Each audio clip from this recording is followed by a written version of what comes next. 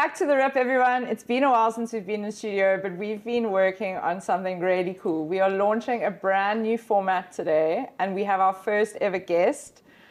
We are launching chapters because we believe lifesaving sport isn't just about medals or records. It's about the beginnings, the setbacks, the comebacks, and the next page is still waiting to be written. So I've drafted a little intro hype summary of our guest, and then I'll be saying who the guest is at the end. So Brent, drum roll, go. Please note that even our guests have swivel chairs.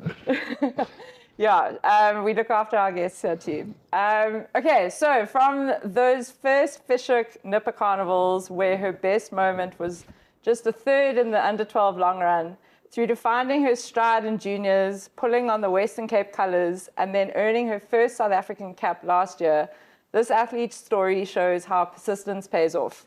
She's built a reputation for one of the fastest board starts in the game, for her competitive edge and the banter that comes with it, and for being a strong advocate for the fairness of our sport through her work on the Western Cape and National Athletes Committees.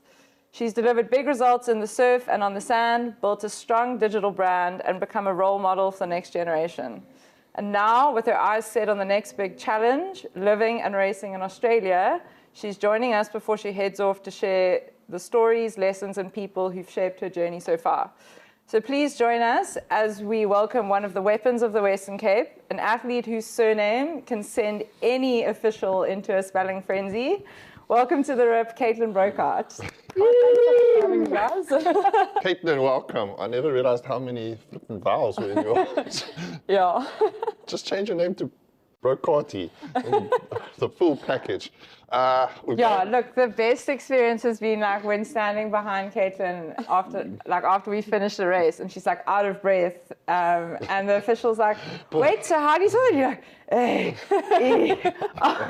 and then they still get it wrong. And yeah. On top of that, the name Caitlin has got one of the most variations of how to spell, and everyone spells it a different way. So just the full name in general is just a bit of a nightmare when you don't have any like oxygen in your lungs. Do you have a middle name, Caitlin? What's your middle name? My middle name is Margaret, and there's only one way to spell that. My word. We've got to get that added to live heats. Yeah. Since Join me. Brent.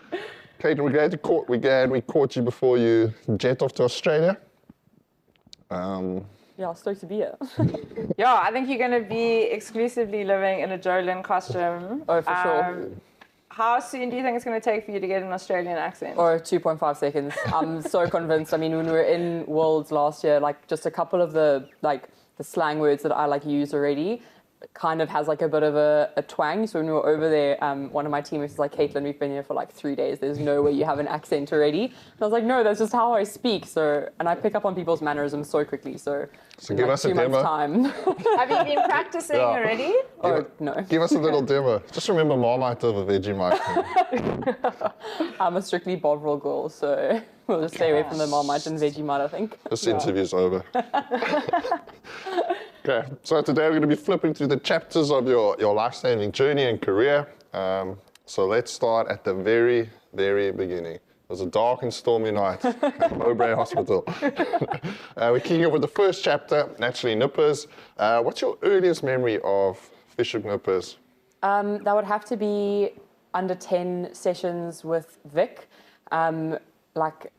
It was onshore, windy, and we like all in a line. It's high tides. There's literally like this much beach, and we're sitting there like doing sit-ups and push-ups in the onshore before Vic lets us go in the water for like 10 minutes. We don't all get like absolutely smashed by the pumping onshore waves at Fish Hoek. That's probably my earliest memory of life-saving at Fish Hoek was with Vic.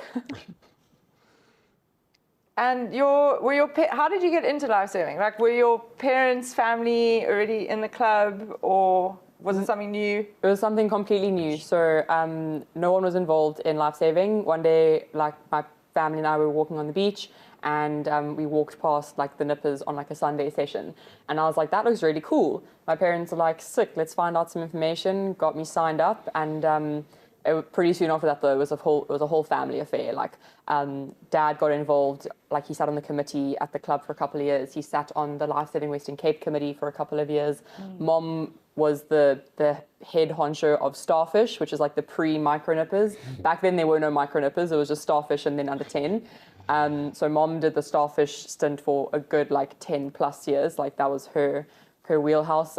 My sister did nippers, my sister has her lifeguard award, my parents have both competed as masters. So it was just like one little walk on the beach and then Oh, I've changed. household name at Fish Hoek Surf. Yeah, that's so cool. And so yeah, we chatted a bit before this because we were just trying to get some background. You said, yeah, nippers, you weren't like a top gun at that age. No. But why do you, and I guess like not all nippers are focused on results. What were you enjoying at that time? What was like keeping you at the club? So I think I've always been very competitive, and it's not to say that I didn't want to do well. I just don't think I'd like come into my own just yet. If you go back and look at photos of me as like an under 15 or even like up to under 19, I was literally like this thin. I was just skin and bone. I was just this tall, lanky like kid. There's nothing wrong with tall and lanky. Nothing whatsoever. But obviously once puberty hit and you start getting a bit more like muscle tone and things like that. I don't think I was a very strong like water athlete back in the day. I was competent. I was good at swimming in like school. I was very good at athletics and running, and that was kind of like where my focus was, like cross country and athletics in primary school. I did every single sport under the sun. So I just loved being active. I loved being on the beach with all of my friends. Like we had so much fun as nippers. We'd stay on the water for like half an hour after a session doing like free time, and our parents would be like running down to Clovelly to pull us out because we've been catching waves and it's getting dark. And there's nothing from a competitive side that pushed me away, even though I wasn't like winning medals back then. So yeah. Epic. When you look back at the nipper years, were there any races that you do remember? Any kind of memories that like still make you smile or laugh? There's two that are like vividly like ingrained in my brain forever, and the one was it was a Western Province Champs at Fish Hoek when I was under 10. It was pumping onshore. The wind swell was insanely big. And I remember like getting out to the back line and like half the kids had like lost their boards. Somehow I got out there. I don't know how, but I did. Caught an absolute bomb on the way back, and my board like spun and it was parallel with the waves. And obviously like it's ingrained in all of us that like you have 4 handles, so you never let go of your board. And I was holding one back strap and one front strap and like bouncing up and down like on the wave coming back. And I remember getting onto the beach and everyone was like, "Oh, Caitlin, you didn't let go of your board, like, well done." And I was like, that was the scariest thing I've ever done in my entire life. And then my last Nipper Nationals was in Durban, under 14. The seniors all used to call me Flower Power because I had this pink hurricane that had bright, like, rainbow daisies all over it. And it was our board final. And I remember I was in the front, like, pack, and I was in the running for a medal in that race. And I remember turning the second can and popping up onto my knees. And I just remember the commentator on the loudspeaker, "And it's Fish Hoek, up on her knees." And like, I still have that, like, I live that so often during races. So, like when you're at a training session and you go up on your knees, you like hear it again. Literally. No wonder your start's so good. And Caitlin, if you could give your 8-year-old nipper self one piece of advice, besides getting to sprints earlier, before a nipper carnival, what would that be? It's funny you say that because I was slow as on the beach track as a nipper.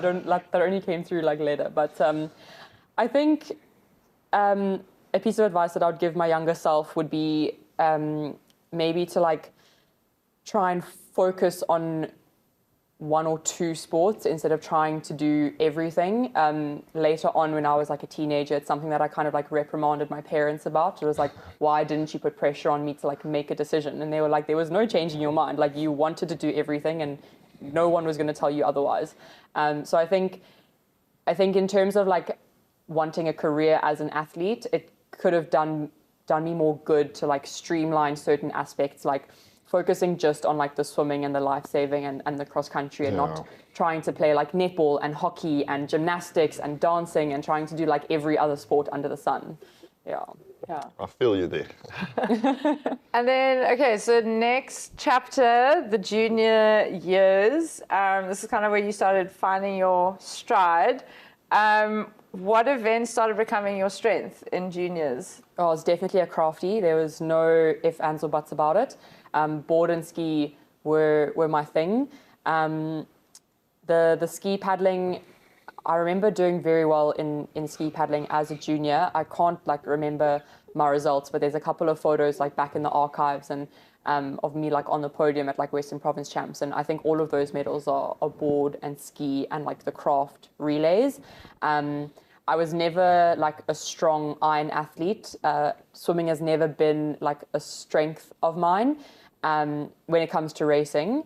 I mean, I could pull a long run out because a lot of cross country and athletics went into that, but definitely wasn't a beachy by any means when I was a junior.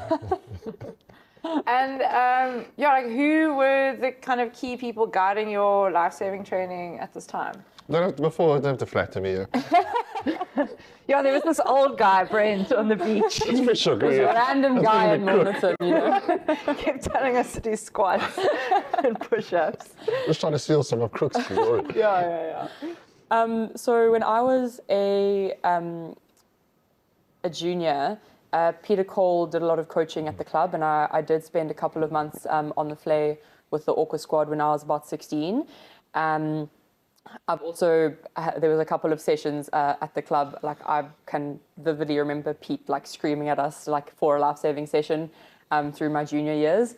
And then there's also a lot of sessions where I remember Brandon Kilbride or Jaden Alfred Lewis, who were the seniors and the club captains at that time.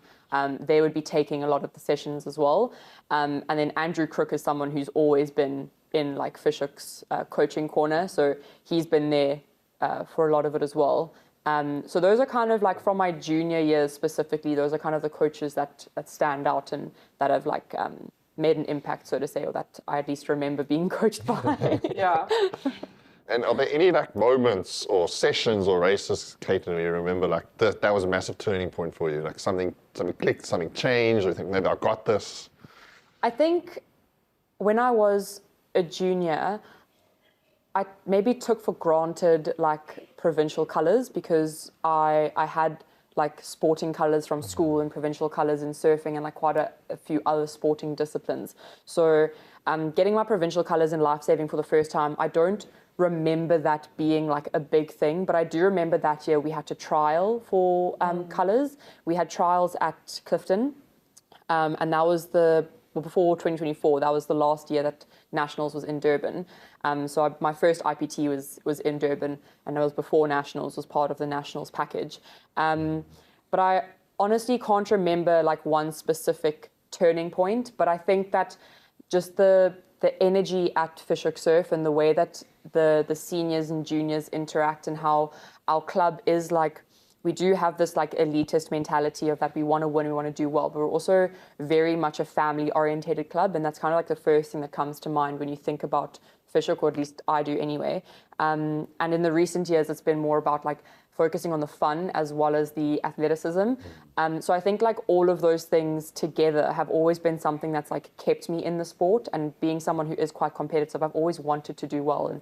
And we always had a very strong group when it was coming up through Nippers, through juniors, and then into seniors. So there's always been people around me pushing me and wanting me to do well. So I've fed off of that. I think that's just a good point. With our sport, it's one of those where you can be competitive and friendly and fun, which is a nice change, and maybe different to a lot of other sports. Yeah. And on that point, how did you manage to balance everything back then? Social life, school, sport, family, or was it unbalanced? I mean, I'm very lucky that I live in Fish Hoek. I literally live 2 kilometers away from the beach. It's less than a 5-minute drive, and I could walk to school. We moved from the Sun Valley Noordhoek area to Fish Hoek, I think, when I was in grade 10. So moving around for all of my extracurricular activities and for sports and things was always very easy. And then playing water polo and swimming and doing athletics and cross country, those sports fed into the life-saving very well. And obviously being a surfer and surfing for Western Province and things like that, that also fed into life-saving fitness and ocean awareness and things like that. So My schedule was jam-packed as a kid, and I think part of it's because I just hated aftercare when I was little. So it was like, what can I do to like 7 o'clock when mom and dad are like ready to finish work and come and fetch me and like take me home and stuff.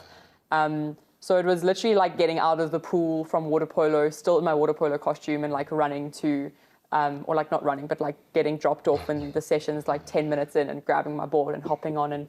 And I think the older I got and like the more serious we got about like school and academics and things like that, there were things that started to like fall away, and it was like starting to focus on like the things that were important that I wanted to achieve in.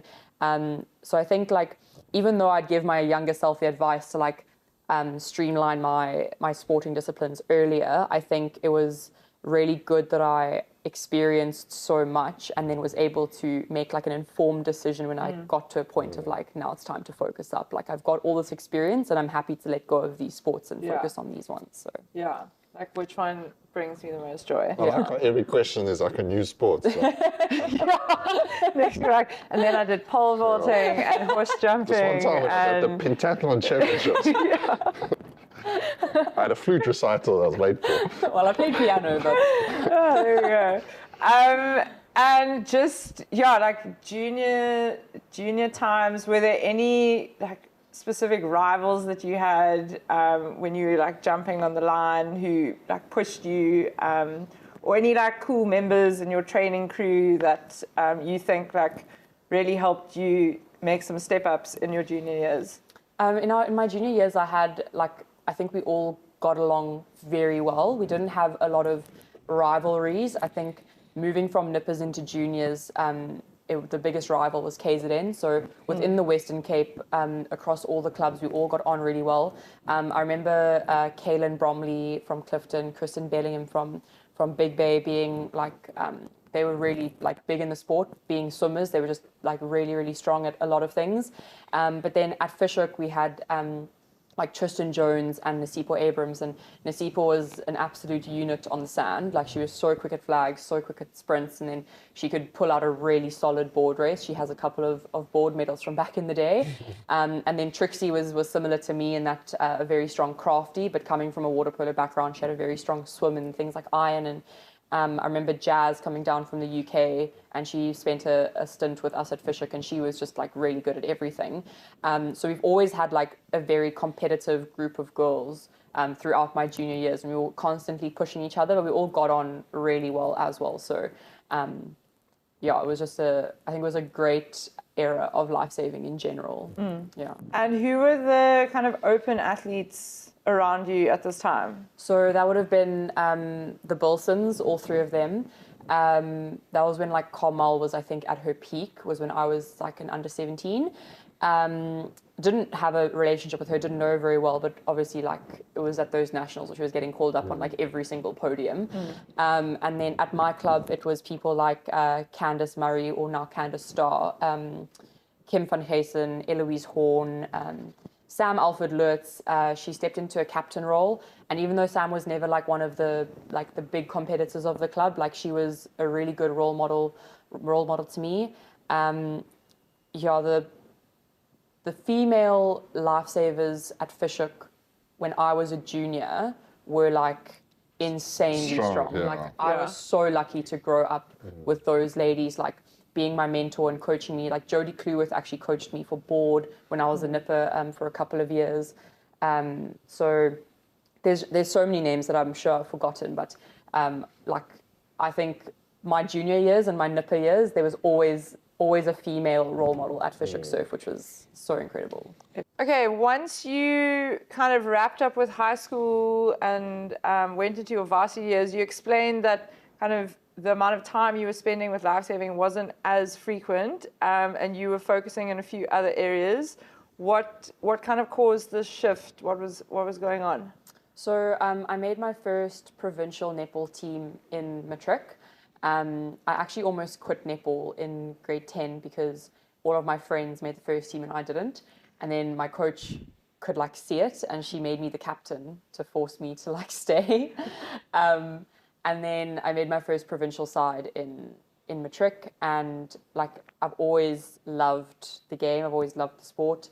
And then like towards the end of that year, I was going to a lot of the training camps hosted by the Southern Stings, which are like the Stormers equivalent of like Cape Town netball in like the Premier League, and met like the managers and the coaches of those teams, and they were really impressed by like my commitment. Like I literally went to training camps out like up the West Coast. I went to like one in Riversdale, and they were just like really impressed, and I got a good like rapport and relationship with them, and then started playing a lot of action netball after school.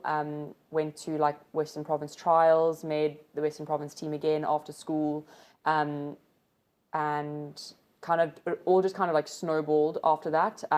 Went and trialed for the Stings. Didn't make the second round of trials my first year. My second year and my third year, I made the final trial, and then in my third year, I made the team as like a non-traveling reserve, and then again my fourth year, and then my fifth year, I made the team as like a traveling player. So that was very much a like my life. I eat, slept, and breathed netball. I was playing netball every single day. Like all of my training was revolving around netball. I was going on like multiple tours in a year, district tours, action netball tours, outdoor tours. In 2020, I made the under-23 South African mixed netball squad. But then COVID happened, so that unfortunately didn't like follow through. So yeah, that was kind of what took me away from lifesaving. But in those years, I still was very involved at the club. I was still going to nationals, just obviously wasn't like racing with expectations of medaling because I wasn't training for lifesaving. And I was a squad leader for like 3-4 years maybe, and my squad leader years were all during netball. So I've never once like left the club or taken a full step back from lifesaving. My focus just wasn't on competitive lifesaving at that time. Then when that changed, that was 2022, right? Yes. Yeah. Yes. What led to that decision? It's a combination of things. The netball environment wasn't a particularly healthy environment. My mental health did take like quite a heavy knock during that period. I sustained 3 really like severe injuries, all of which like required MRIs, and a couple of them was like phoning my parents and like, I'm in the ER. I'm not like I'm fine, but just You so should you see know. the other guy. So that obviously also like takes a toll on your like psyche and obviously your physical like abilities. And then it was the year of Worlds in Italy, and Shane, Mark, and Levi and Georgia had all made that team. And we were out to dinner or like drinks for a friend the one evening, and Shane was like, I decided to stop netball because I'd also started another job, and they wouldn't give me the leave to go and play in the TNL, which is the Premier League. So I unfortunately couldn't finish my first season in the Premier League because I got my first like big girl job. And then Shane was like, well, why don't you come and train with us? Like we're swimming at this time in the morning, we're doing board sessions, like just pull in, like you're not doing your netball stuff anymore, so you might as well. And I was like, yeah, okay, cool. So when they were training for Worlds, I like jumped on their little squad and started training with them. And I was like, you know what, we're going to set ourselves the goal of making the 2024 Worlds team. I mean, from the age of like 8 years old, I've been like, one day I'm going to be a protea. Like I'm going to have my green blazer. Like I wanted to be an Olympic gymnast when I was like 10. When I was 12, I wanted to be an Olympic swimmer. When I was 14, I wanted to be an Olympic like high jumper. Like it's always been like my life goal to get that green blazer. Yeah. So I was like, okay, cool, we're going to graft. And 2023, we're going to gun for the ISRC team or the Africa Champs team, because then I'll have like a foot in the door in like the national team before going to Worlds, which is like a big deal. So yeah, that's kind of that whole coming back. Yeah. And did stepping away from lifesaving make you appreciate it more when you did come back, Caitlin? Oh, for sure. Especially the comparison between the two. I think like the politics in netball are like, well, the politics that I was on the receiving end of were like incredibly difficult to go through. Whereas I feel like the politics in lifesaving, it's made up for by the camaraderie and like the banter that we all have with each other. Like when I was going to practice, I had so much anxiety, like going to netball training, and I either came home in tears or I was like swearing like out the back door. Whereas like life-saving training, like I'm literally with my best mates, like I'm in the ocean, which is like my happy place. And like even though we're training hard and we are very competitive, like we're having a good time while we're doing it. So and also coming back after like having so many hectic injuries and being injury free is like the most amazing thing ever. Like people underestimate having like a strong, fit, healthy, injury-free body. So I definitely appreciated the non-contact aspect of it. Like I think my body appreciated it. I mean, I would say you still get into contact sometimes around the cans. For sure. But I mean, there's no impact on that, you know. It might just catch an elbow, but the impact is low. No, fair. Okay, and then Open 2.0. Open 2.0. Back in the game. Yeah. Back in the arena chapter, when you did refocus on life-saving, and obviously you came back to Open, was there any like challenges, any, lack of, were you scared, nervous? No, because I'd never fully like left. Like I'd still done comps. I'd still like gone to nationals. I remember in 2022, the year that I made the Tornadoes team, and not as a non-traveling player, but as like part of the 12 people like squad. I missed the first day of Western Province Champs because the final trial was on the same day. And then I came to the Sunday, and I only did like 3 events because all of the other events had been done on the Saturday. And I remember like going and doing beach sprints, and that was the year that I won Open Ladies beach sprints at Western Province Champs. And I don't even know like how I did that or where it came from. I remember like no Fish Hoek people were at the beach arena. Like no one was watching the Open Ladies final. And I remember walking into the gazebo after like tagging out or whatever. And Shane was like, "Caitlin, did you just win sprints?" And I was like, "Yeah." And he was like, "Wasn't like Selena in that race?" I was like, "Yeah." And they were like, "Wait, what?" So like the competitive aspect was never like daunting. But I think it was exciting, like focusing on that again. And then my first nationals of like hard racing was in 2023, and I definitely put a lot of pressure on myself. And it was a very, very hard nationals because I didn't meet the goals that I'd set for myself. But in hindsight, I had set my own bar way too high because even though I hadn't left completely, coming back in that capacity, I didn't give myself the grace that I should have. Like when I came back. So yeah. I totally remember that second day at Western Cape Champs. Because you rocked up, and like because we competed obviously day one, and we thought we had sussed you guys out. And then we were like, "Who's this chick?" Just standing here. And then I think we were chatting on the board start line. I remember that. But and we were like, "Who's this chick who just rocks up for one day?" Like, how dare she? Yeah. No, that was rad. So then, over these years, you've definitely racked up some like amazing results at a Western Cape level, like at our local comps, and then also SA Champs. What are some of the ones that meant the most to you? Like as you're talking about like progressing through your milestones that you were setting, which were the ones that kind of stood out? 2023 Western Cape Champs winning board, and then backing it up in 2024.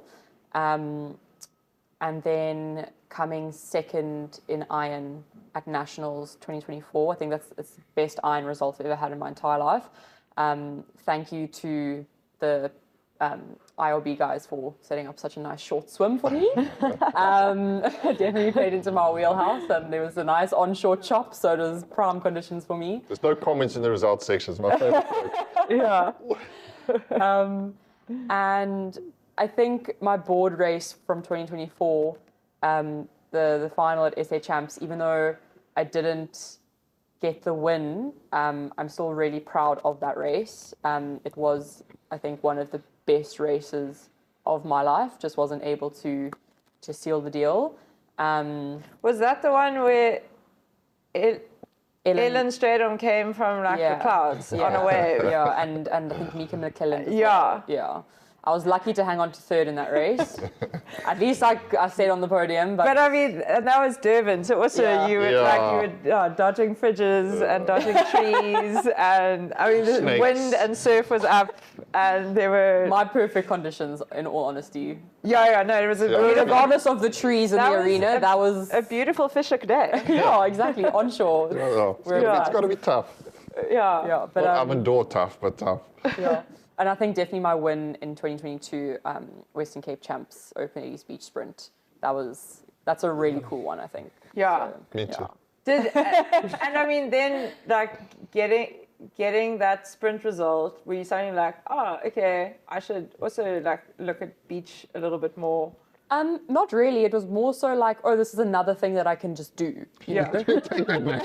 Take that back. But it was like, I didn't start training for sprints until Bruce approached me in 2024 and was like, listen, like, I mean, Ryle had given me some flags training at like an IPT's the 1 year. What does he know? Like what does Ryle know? I mean, and like at nationals when I'd like cruise into like a final in like the beach track, I'd always have like Ryle and Andrew and Tariq be like, oh, Caitlin, like, you look so comfortable. And I'm like, yeah, you know. But I think that a lot of that came from the netball because it was all just bursts. Like the short burst, the explosiveness, the speed. So I think my sprinting ability is thanks to netball. And yeah, I only started working on it, like I said, last year with Bruce Abrams. So, yeah. Okay, nice. And while you've been in this kind of Opens 2.0 era, who, like from a teammate or competitor perspective, has like pushed you or inspired you or kind of helped you get along your journey? There's a note here that says Christina. I actually, like, it's funny you say that because I remember like my first comp when I was like back and Christine and I were like chatting on the line for a board start at Clifton.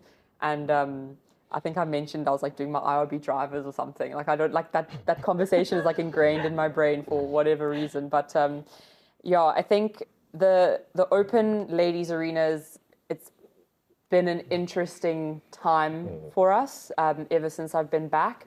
There's been a very interesting mix. I think there hasn't been a lot of consistency, which has been like a bit tricky. But I have to say, like in terms of a competitive partner or like training partner, I'd have to say like Voris and Georgia. Voris when it comes to like iron and ski, Georgia when it comes to everything. I mean, we train together a lot, we swim together a lot. So over the years, it's definitely been those two. Rebecca Ben, when I like first came back, she was still around, so definitely Bex as well. Now recently, it's great to have people like Amika and Kira and Jade all coming back, and Nicola and Holly are now in Opens, and they've been competing in Open for like the last year or two. So to have like to see the strength building in the Open Ladies Arena, I mean, like having Alex down from and Sav down from Australia was fantastic. I think it's one of the most competitive fields in Open we've had in a long time. So it's really exciting to see that growth because for a while it was a bit like wishy-washy and a bit all over the place. I mean, Rosie's been down a couple of times and Rosie's been a great training partner and like friend and competitor. So yeah, from like a female aspect, there actually are a lot more people than like we would think when you just like first get asked that question. But I have to say, when it comes to like training, because we all train together at Fish Hoek, like the guys and girls together, like a lot of the time I'm putting myself up against like a junior boy when I'm doing my reps and things like that. So I think a lot of that translates into racing as well, and just like it's an extra like competitive edge maybe. So yeah. Next chapter, the high performance chapter. Here we go. And what did it mean to you to put on the Western Cape vest so many times? Yeah, so I think it's something that I've grown to appreciate a lot more. Like I said earlier, I think I took it for granted when I was younger. Like even after school, like making the Western Province netball team so many times, and after coming my whole junior years surfing Western Province longboarding, and having a couple caps with the lifesaving under my belt as a junior, it was almost like it was expected, and it was not even like people expected it of me, like I just like expected it. And I think the older I got, And like the more I've begun to like appreciate it, and possibly even like coming back after 2022 and like not making the team when I think the world of myself and my ego is like this big, and then I don't make it and I'm like, okay, like take a look in the mirror, like you actually need to work hard to earn that, and it's an honor to put those colors on. And I think also just like you pick up on like conversations that people are having, and I think it definitely is something that a lot of people do take for granted, and just because it's like a stepping stone to getting to where you want to be in a national team doesn't mean that it's not a very important stepping stone. I mean, I remember the one year, one of the managers of my club told me that like my chances of making the provincial team were really good, and I was like, oh, I don't care about that, I just want to make the national team. I was like, well, you can't really do one without the other. Like it's, I mean, in some circumstances you can, but it's really important to do both. Like it's a really important step in the journey. So it definitely is something that like now I have a lot more respect for, and just hoping that like other people have that same mentality where like there's a lot of people who would love to put on those blue togs and have the life-saving Western Cape jacket and things like that. And for those of us who are there and who have multiple caps and who are there almost every single season, like we need to be really proud and like carry ourselves proudly and race hard, because there are people who would give anything to be in our position. So we're not just doing it for ourselves and our future goals, but we're doing it for every single person who isn't there and every single person who helped us get there. So it's something that with maturity, I think I've come to appreciate more. Yeah, nice. I need to remember that in my coach's speech. Yeah. I think you touched on it earlier from like maybe on a more admin level and committee level from my side, and you know, just you in general, Christine. Like I think it's going to be even where the Western Cape is and how we're growing. Yeah. And it is getting more competitive, and the women are getting so much more competitive. I think that prestige is going to. Yeah, it's like actually, like once you get into the Western Cape team now, you like, oof, mate, like for sure. It's so competitive, especially with the juniors. Yeah. Like the juniors are so strong at the moment. Like those guys are, and the juniors, it's almost more difficult because there's 3 age groups that are like up for selection, whereas open it's 1 age group. It's not multiple races, and like if I win my under 17 race, can I race under 19 so that you can see how I race against the kids who are like 2 years older than me, type of thing. You're going to give me PTSD. And then, Kate, getting the call up to the national team, what was that moment like? Oh, that was, I think 2024 was one of the best seasons I've had in my entire life, not just because I got my national cap for the first time, but just it was like an excellent season for me. I think it was day 2 of Western Cape Champs, and I think we were at Milnerton last year for Western Cape Champs. And I just finished my board race, and with the program, the board race was my last like serious individual race of the comp. Like iron was done, ski was done, board was done. Those were like my big 3. There was still a swim, and I think there was still sprints to go and all the rescue events, but like all of my like big ticket events were now done. And Tyrrell pulled me aside and he was like, listen, like I'm not supposed to tell you, you're going to get your official email tomorrow, but like you've just had your last serious race and you've won it and you have nothing like else coming up. So I think like I can tell you, but like you're getting a call up into the Africa Champs team. And Africa Champs was like 4 weeks away. It was so close. Like the team had been announced ages ago, but someone had pulled out and I was the replacement. And I remember like looking at Tyrrell and I was like, are you serious? And he was like, yes. And I just started crying in the middle of the beach. And I was like, Tyrrell, thank you. I was hugging him. I was like, oh my gosh, I was so happy.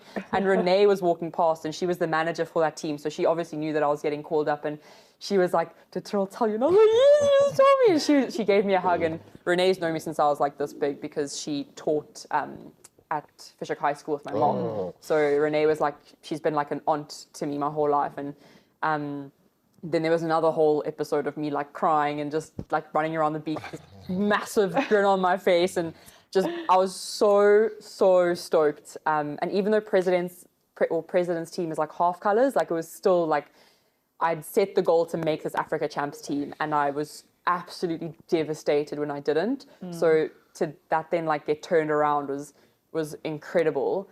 And then I remember when the national team got announced for Worlds, I worked from home at that time, and I was sitting at my desk, and I got a message from Jill, and she was like, "Congratulations," and I was like, "Jill, what are you on about?" And she was like, "Nothing, just I'm very proud of you." And I was like, "I don't know what's going on." Just a random Wednesday. Just a random Wednesday, like, congratulations. And I was like, I think I know what this means, but like, I'm not going to let myself, like, I'm not going to get ahead of myself. Yeah. And literally like 5 minutes later, the head office email was in my inbox, and I'd made the team, and I was just sitting at my desk and like started bawling my eyes out. I was like, "Dad," because he also worked from home at the time, and he's like, what?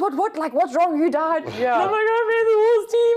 And then like my dad started crying, and that was just like the most, like, I didn't know what, I was just sitting at my desk like bawling my eyes out. I was so incredibly stoked. I didn't know what to do, who to call, who to tell. And then Dean Murray, the head coach of the national team for Worlds, and he was also our coach at Africa Champs, so we had like a pre-existing relationship from that. He phoned me, and he was like, are you stoked? And I was like, "Dean, I'm fucking stoked." And then we had like a really cool chat. He was like, "Yo, you had such a good chance, like, well done, I'm so proud of you." And I was like, "Oh, thank you so much." And that was a very special, just the whole moment from like Jill through to Dean, and then obviously getting congratulations from everyone, and telling everyone, and it was so special, and like, I think something that I will carry with me for a very long time. Yeah, epic. Yeah. And then competing at Worlds Caseton, obviously lining up against the best of the best. How did that feel? So like I said before, like, being a Protea and getting my green and gold was something that I'd wanted for such a long time, and I was so excited to race against Worlds. And I've kind of always had this mentality of like, if I'm lining up against, like I did at Worlds, lining up against Lana Rogers, like, I wasn't stressed about the fact that I was lining up against Lana Rogers. I was like, this is sick, because did you go tell her you were doing an IRB? Listen, I was lining up next to her, but we did not chat. There was no chats on the line at Worlds. The senior arena is very serious at Worlds. Okay. No, we saw it with the juniors. The juniors were all making friends and like having a great time. The seniors were all like, "We are here to race. Like, we are professionals." Yeah. No, like, no bad words about anyone, but like, that's just how it is. Like, the energy is just very different.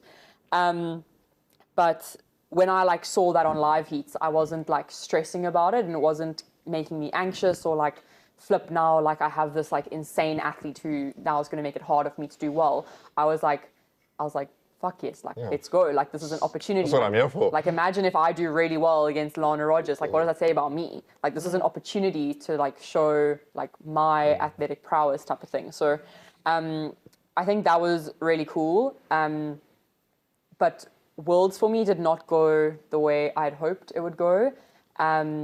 I didn't make the board final, which was devastating. I was with the fairies during my semi. I was not dialed into that race at all. I had a shocking start off the beach, and coming from the back is just not how I race. It's not a strength of mine, and I couldn't get back into the race, and that was a very, very tough pill to swallow.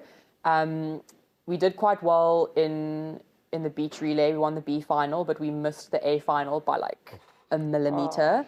And that was a very like tricky, like a tough pill to swallow again, because I had missed the semi-final for beach sprints by a millimeter as well. So it was literally like deja vu. Like, I'd done beach sprints, I think, the day before, and then we were doing the beach relay the next day. And it was literally like the exact same thing happened again. And obviously making a semi-final for something means that for beach sprints, making a semi-final meant that you were either going to be in the A or the B final. So you were getting points. So to miss that was like horrible. I didn't have a great board leg in my taplin, and I think the only result that I'm like really stoked with was Sav and my board rescue, because we'd never done it together before in our entire lives. And we'd practiced it once. And we ended up coming fifth, and for a minute there we were in the shot for a medal. We were in there for third. So that was probably like the highlight. I mean, I think we also made the B final for all of our relays in the pool, which that was very cool as well. Obviously, like, it was my first season ever competing Stillwater. But I think in hindsight and after coming back and looking back on all of those things, there was nothing that was like different in terms of like, it was just another competition. It was just another race. So if I had to like do it again, I think that's what I would tell myself. And now even with my new chapter of going to Oz, like if I do start to feel nervous and like psych myself out, it's literally just going to be like, Caitlin, you've done a million races over your lifetime. Like it's just another comp. It's just another race. Like when I was racing, it didn't feel like I was in Australia at Worlds. Like it just felt like any other race. So if I had to give anyone advice on how to like handle that pressure, it would just be to like dumb it down to the basics. And the basics are that it's just another race. Yeah.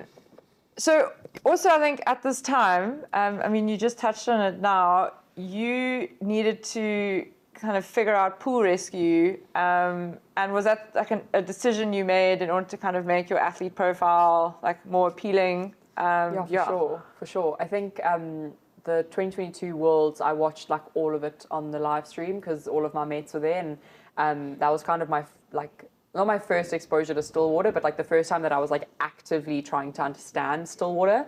And then you kind of just like you pick up on things that like you need still water as well to make a Worlds team and things like that. So I was like, okay, cool, we'll give still water a crack this season. I think my first comp, I had done one training session, and it was like the day before, and I think it was Babette and Boris who just like taught me how to do pickups and like turn on the wall with fins and how to do a clip and things like that. So so personally, I think still water is a lot of fun.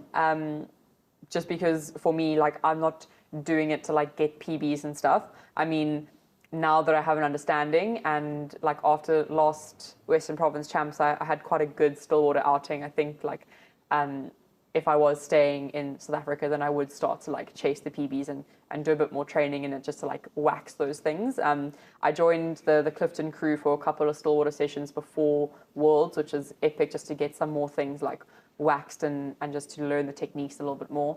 That's kind of where I learned how to do line throw, and I love line throw. I think it's so much fun. I actually really enjoy 200 Super because it has all of the skills or the elements in one race. And I really like the mannequin and fins events. So the 100 mannequin carry and the 100 mannequin tow. I really enjoy those events. And I think like in general, people should be trying to get more involved in still water, because the way that lifesaving in South Africa and in the Western Cape is going, it is kind of more joint nowadays, and it's not these two separate entities like it was when I was a junior. Like still water was like not even part of the conversation when I was a junior. So I think it's always good to learn a new skill, and I think Nicola touched on it in the panel that you guys had for the Rescue Sports series, and it teaches you to be a better athlete, like to learn more, to absorb more, to be open to new experiences. It teaches you patience. I think it's always good to be putting yourself in a position to learn more. And at the end of the day, spending more time in the pool is just going to benefit you in the surf. So it's a win-win in my opinion. Yeah.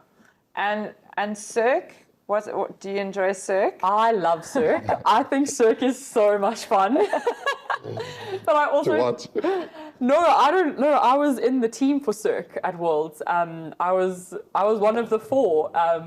And I think partly why Cirque I think is so much fun is because of the team that we had for Worlds last year.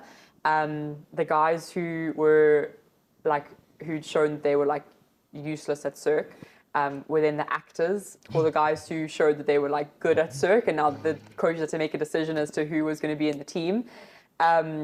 And the acting skills of like Jake Hutton, Saskia, Holly, Matt Brading, like those orcs need Oscars for their performances. Like, it actually got to a point where like we had to sit down and the coach had to be like, listen guys, we know you're having fun with this, but like you need to actually just dial it back, because you're actually inhibiting the team from performing their duties, and we can't select them because you're just like doing a bit too much. But we all had such a laugh doing Cirque. We all had so much fun doing Cirque, and we made the final for Cirque. Came last. I'm blaming Aiden for grabbing the chick by her hair, because I thought we were at least in like top 10, but I think circ's really fun, and we played a lot of card games, like with some of the other countries, and it's how we like made friends with other people was literally in cool. the circ holding Yeah. area. Other than that, there was like no socializing with other countries. So, I personally really enjoyed circ, and I tried to get like my club on board with circ. I was like, come on guys, like let's train circ, and everyone was like, how do you train circ? Like, no, that's boring. Yeah, no, I mean, Worlds, yeah, like it sounds like you got so many different things out of the experience. For sure. And I'm sure it also made you hungry to go and find more of those types of experiences. When you came back for the 2024-2025 season, how do you think the Worlds experience adjusted how you took on that comp season? Yeah, not gonna lie, I really struggled with the 2024-25 season. I think my 2024 season was just like pure elation for the entire season.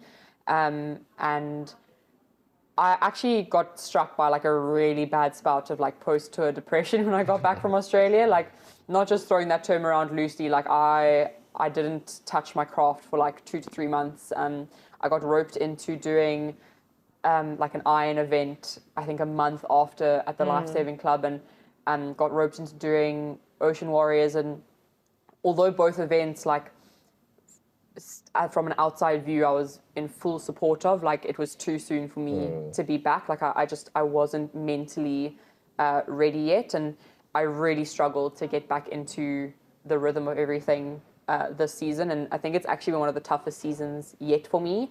And it's something that John T actually said to me, and he was like, making a national team isn't the hard part. It's staying in the team and like what comes after that. And it's so true, because even though I know everyone isn't looking at me and wondering what I'm doing and paying attention to how I'm racing, once you've been in a national team and you've done that, it does feel like everybody is watching you. And if you make a mistake, it feels like everybody's judging you for it. Like, I had the worst board race of my life at Clifton at the beginning of the year, and I think I came like 7th after winning my heat, and it was just an absolute shocker of a race.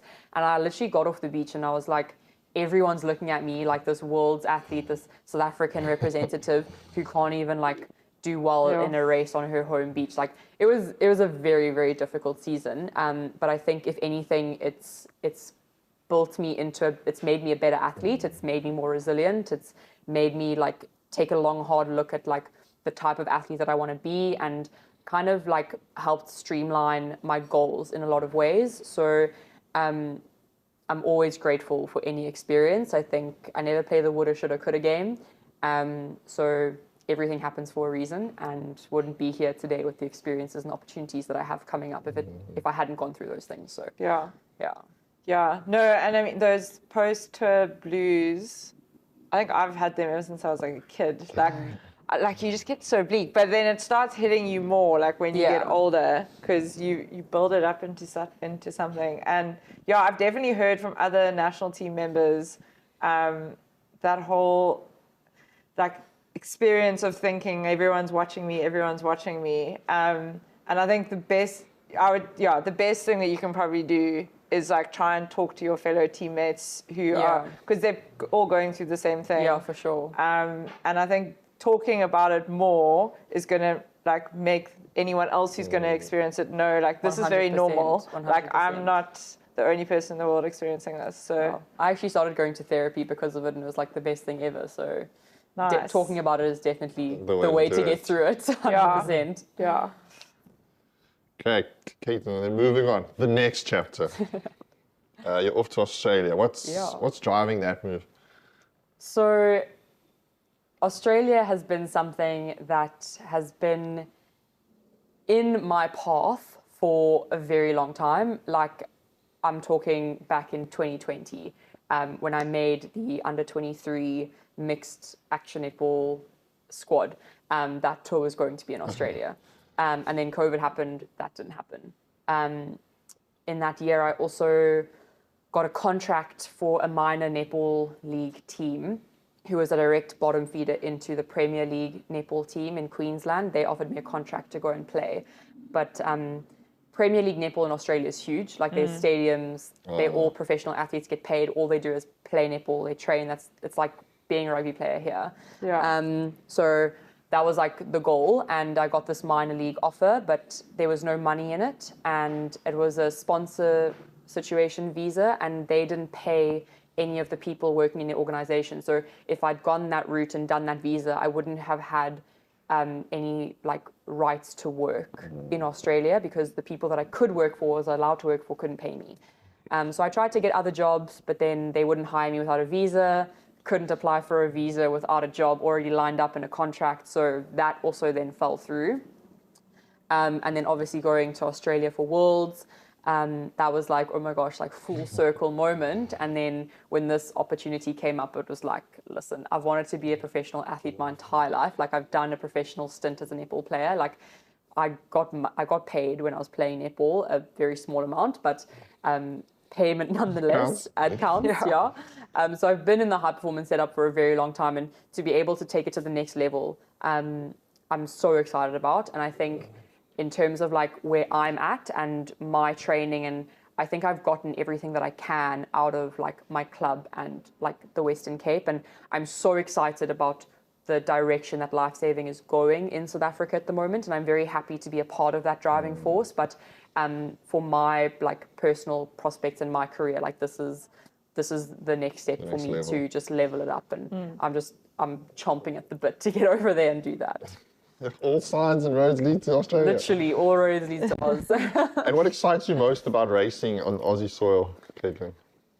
I think it's just like the level of athleticism over there, like And the depth and the fact that like you racing like 5 or 6 times before you race your final, and how like even like the household names, like they're not necessarily making finals in every other event. Like they're only making a board final or a ski final or an iron final, and maybe they'll do an iron and a ski, maybe they'll do an iron and a swim, but like they're not there like getting every single final in every single event. And if they are, it happens like once or twice in their entire career. So I think the opportunities over there are just like, there's a lot more opportunity in the sport, and I think that's also just incredibly exciting. And like being able to go race World Ocean Series and things like that is just like, it's so cool to be like in a professional, almost professional setup. Yeah. And like, what kind of South African vibes are you going to be taking with you to Australia? Oh, like, I think... How are you going to be flying the flag? Oh, I think my rooibos tea, I'm taking like a kilo of rooibos tea with me. Like a friend of mine over there has already asked me to bring him some brandy because he misses brandy so much. So, I mean, I won't be taking brandy over for myself, but I'll definitely be missing the biltong. So we've got to figure out a way that we can get some biltong while we're over there. But I think the fact that I'm going with like a couple of friends and people from like Fish Hoek Surf are going to be over there as well, I think it's going to make it a lot easier. And I think because I'm also going with people who I spend a lot of time with, like our vernacular won't necessarily change. So maybe we'll infiltrate the Aussies with some Safa slang while we're over there. There we go. So you need to add in a definition of vernacular. Yeah. We're a lifesaving podcast. Yeah. Okay, nice. Yeah, no, I think this is going to be a really exciting chapter, and we are going to be very excited to see how it all pans out. So just to kind of do one last look back and reflection, if you look back through all your different chapters, what are like, give me your like top 2 moments that like you're most proud of? It has to be making the national team.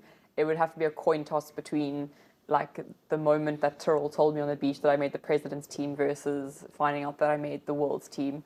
Because I mean, like my reaction this year to making the ISRC team, like I was so nervous the whole week leading up to that announcement, and like I wanted it so badly. But it's so crazy how like the first one it means so much versus like the second one.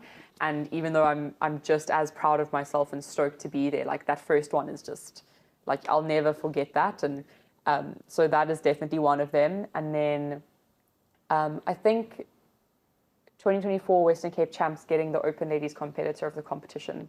I think that's a pretty special one, and it's one that I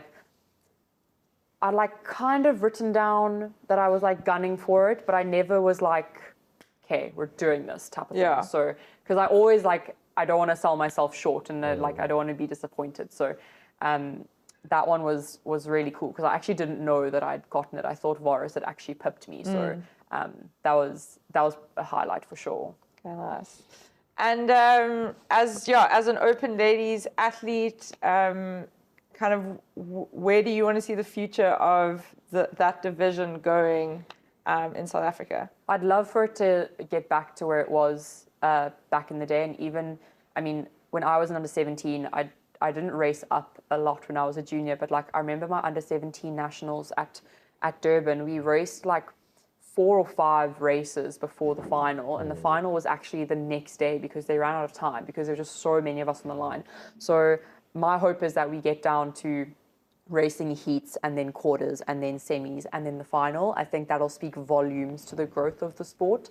And I think our sport is a male-dominated sport, so I think the move of putting the Open Ladies into the open male arena and having this prestigious open arena with both the male and the female athletes, I think that's a really incredible move in the progression of the sport. And even just athlete equality, yes, but it's creating drive for junior female athletes to want to stay in the sport because there is this now prestigious mixed open arena. And I mean, on top of that, you could bring in events like mixed double ski and mixed taplin, and it could be a seniors only event because we're in the same arena. So the program wouldn't need to be adjusted and you wouldn't have to run from the one arena to the other one type of thing. So my hope is just for more females to join the sport, but then to also stay in the sport. And I think where we are currently, and with the females who are in the sport and who are at the top of their game, I think all of them plan on being in the sport for a long time.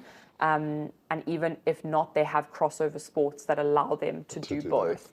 Which I think is incredible. And I hope that can just grow and we can get more of that. Epic. And what would you hope younger athletes could take from your sort of career so far, Caitlin? I think that just trusting that what is meant to happen for you will happen for you. And even if your path isn't straight ahead and you have to take some zigzags along the way, if you want something and you're willing to put in the work, there's nothing to say that you can't do it. You don't have to be this child prodigy to be someone who's able to make a national team and able to win races and things like that. So if you want it, put your head down and graft, and there's no reason why you won't get it. I like it.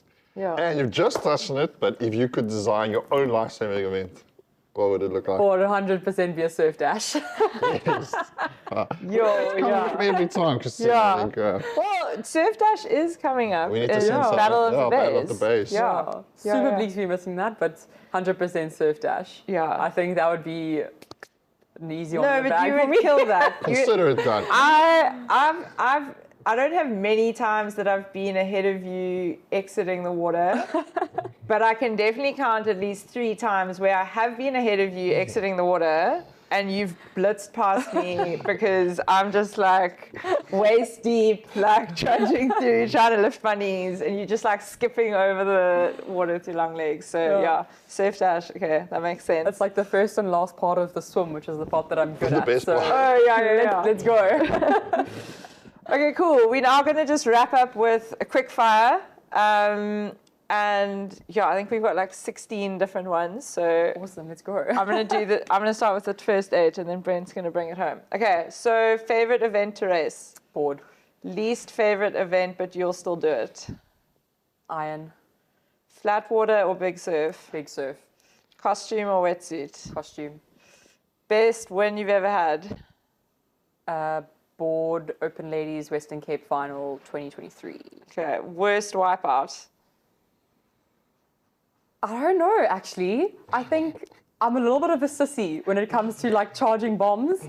I love big surf and I can get through the big surf, but if it's pushing 6 foot coming home, I'm a little bit of a wimp. So I think I avoid the wipeout situation, to be honest.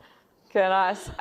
Race tactic, do you go hard early or do you chase from behind? Oh, I go hard early for sure. Go to race day breakfast. Muesli and yogurt, and then if we're at a hotel, then also some like bacon and jam on toast. Okay, nice. Best fish hook training memory. Oh, all of them. The most competitive teammate. I think Georgia and recently Nicola. And hidden talent off the beach. I can cook. Yeah. I'm interested. Not just metaphorically. Good. Yeah. Favorite training session. Board, but in pumping onshore at Fish Hoek when it's like 4-foot wind swell, and we do like board pyramids. Favorite South African beach. This is a good one. Llandudno. Didn't see that one coming. One beach in Australia that you're really looking forward to racing on. Manly. If you weren't doing lifesaving, you'd be Surfing. what's harder, spelling your surname as your surname or 2 kilometer paddle? Oh, the surname 100%. Okay, awesome. And so where can people follow your Australian journey and chapter? Where are you going to be keeping people updated? Yeah, so I've already got a little mini series on my own Instagram, like spend my last week in Cape Town with me. So if you want to stay up to date, just drop a follow on, it's just at Caitlin Brouckaert. If you can't get the spelling right, just go on to like Fish Hoek Surf and search for Caitlin in the followers and it'll pop up.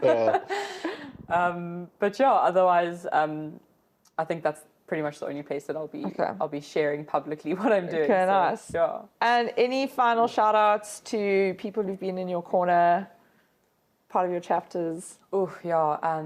If I leave anyone out, I apologize in advance. But I think first off, definitely Shane helped.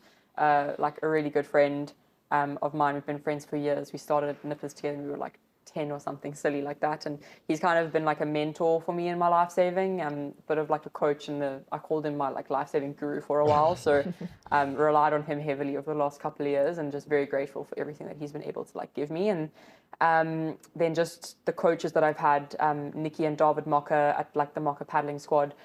Bruce has been an incredible coach, not just with the sprinting, but just with like mental fortitude and things like that. Andrew Crook, who's been around Fish Hoek for years. Peter Cole, even though I didn't appreciate the coaching he gave me at the time, like I think a lot of what he has done for me in the past has really like carried through, and especially now I'm starting to like pick up on things that I'm like, that's very like typical Pete. And then Dean Murray, very recent addition to my coaching structure with having him be my coach last year on both my national tours, but like he's just been the most incredible person to have in my corner. And like literally from day dot, like literally met the Oak that morning and he was already like, I'm in your corner, I'm here for you, like whatever you need. So I just really appreciate everything that he does for not just me, but all of the athletes in South Africa. So yeah, those are the ones on top of my head. Epic. Okay, cool. Well, thanks for being with us today. Thanks for being our first ever guest. You will also forever hold that title. I'm happy with that, eh? You can add it onto your LinkedIn. And yeah, good luck in Australia. Thank you We so are much. definitely going to be supporting you from over here, and we can't wait for you to come back and race and visit and come up back on the show. With your accent. With your accent. Your I'm gonna Vegemite get show. roasted by the Fish Hoek crew for that, but and your Vegemite, yeah. I feel like you're gonna start being an influencer for Vegemite. I feel like Vegemite nails are gonna be coming in. Oh, you reckon? You reckon? I've never done like super kitsch nails, so maybe that'll be like the first one. Who knows? There we go. But yeah, shut, and we will catch you soon. Awesome. Thanks, guys. Looking forward to see you shine. Oh, thanks, Brent. Thank